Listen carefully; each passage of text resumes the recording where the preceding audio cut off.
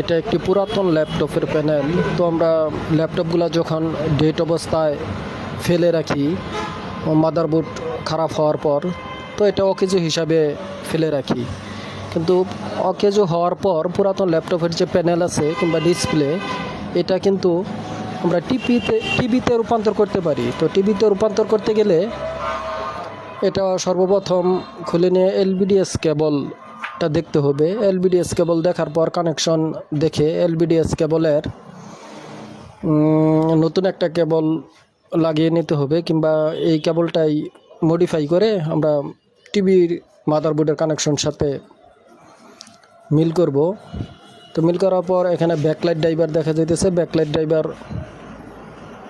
আমরা কানেকশনগুলো দেখাবো যে পুরাতন ল্যাপটপের প্যানেল দিয়ে কীভাবে টিভি তৈরি করি। তো আসলে শর্ট ভিডিওতে পুরাপুরি ভিডিও দেওয়া সম্ভব হয় না, বিধায় এটাকে কয়েকটা স্টেপে তৈরি করা হয়।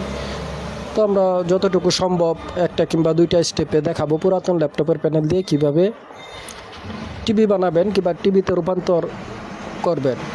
তো থ্যাংক ইউ এভরিওয়ান।